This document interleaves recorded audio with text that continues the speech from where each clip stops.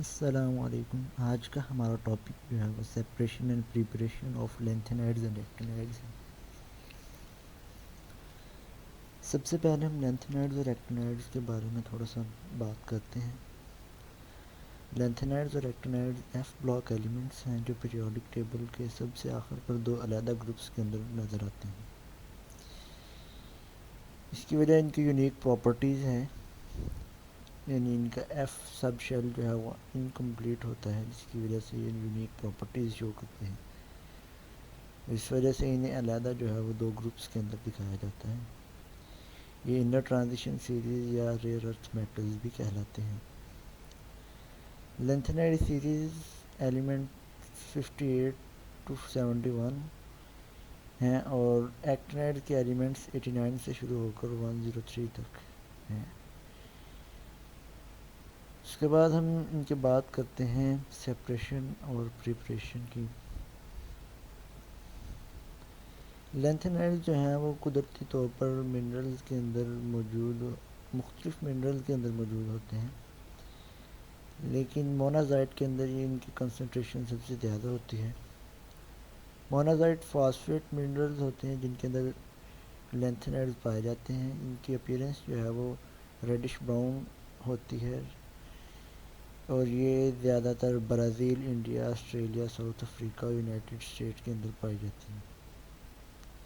مونازائٹ کی کمپوزیشن جو ہے وہ اس کی لوکیشن کے لحاظ سے مختلف ہو سکتی ہے، لیکن عام طور پر 50% جو مونازائٹ ہے وہ بائی ویٹ لینتھینائڈ ہوتی ہے اور 50% بائی ویٹ وہ ادر ایلیمنٹس اس کے اندر موجود ہوتے ہیں. جیسا کہ مختلف ایلیمنٹس جو مختلف کمپوننٹس کے ساتھ مکسچر کی صورت میں پائے جاتے ہیں، ان کو سیپریٹ کرنا جو ہے وہ کافی مشکل ہے. تو لینتھینائڈ اور ایکٹینائڈز کو سیپریٹ کرنے اور پیوریفائی کرنے کے لیے بھی کافی محنت کی ضرورت ہے. لینتھینائڈز کو دوسرے ایلیمنٹ سے علیحدہ کرنے کے لیے انہیں پہلے مختلف کیمیکلز کے ساتھ کمبائن کروایا جاتا ہے، جیسا کہ ان کے آکزیلیٹس اور فلورائڈز بنائے جاتے ہیں. اور اس مقصد کے لیے ایک پروسیس یوز ہوتا ہے جسے آئن ایکسچینج پروسیس کہتے ہیں.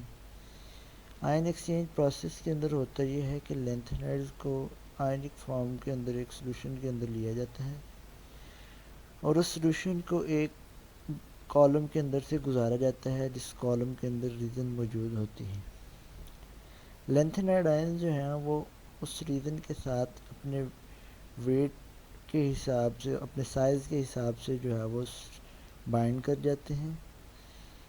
اور جیسا کہ لینتھینیم آئن ہے یہ سب سے چھوٹا ہے سائز کے حساب سے، تو یہ سب سے ٹائٹلی باؤنڈ کرتا ہے ریزن کے ساتھ. اور جو لیوٹریٹیم آئن ہے یہ سب سے بڑا ہے اور یہ سب سے کمزور بائنڈنگ کرتا ہے ریزن کے ساتھ. اس کے بعد یہ جو کالم ہے اس کو واش کر لیا جاتا ہے مختلف سلوشنز کے ساتھ، اور 1 by 1 جو ہے وہ لینتھینائڈ جو ہیں ان کو سیپریٹ کر لیا جاتا ہے.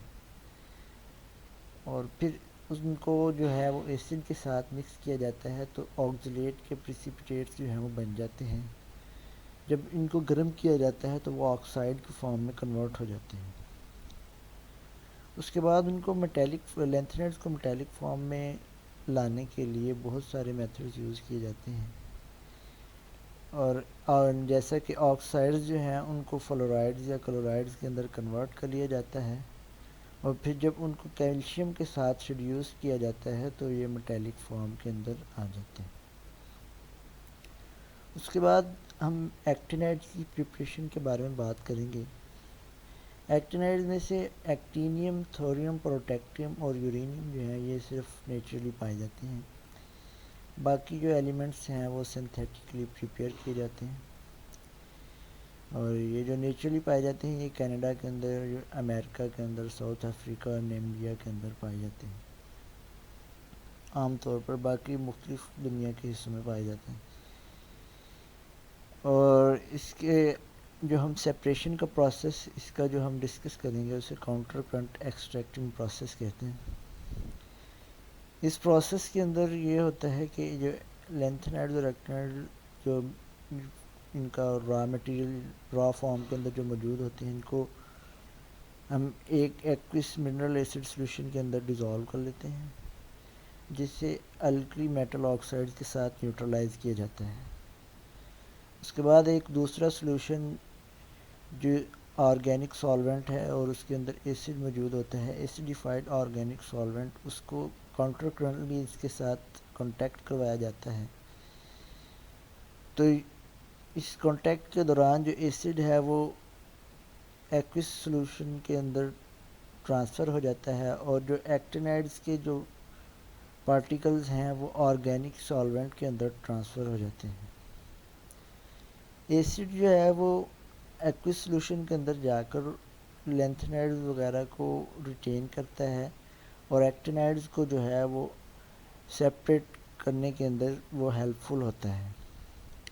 اس طرح جو ایکٹینائڈز ہیں وہ آرگینک سالوینٹ کے اندر موو کر جاتے ہیں، اور جس کے بعد انہیں وہاں سے حاصل کر لیا جاتا ہے ایزیلی۔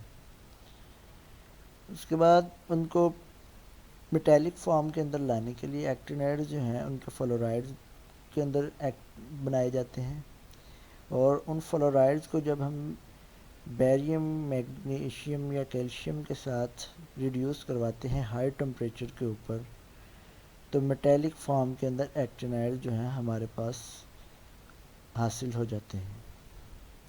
یہ تھا آج کا ہمارا topic. Thanks for watching, that's all.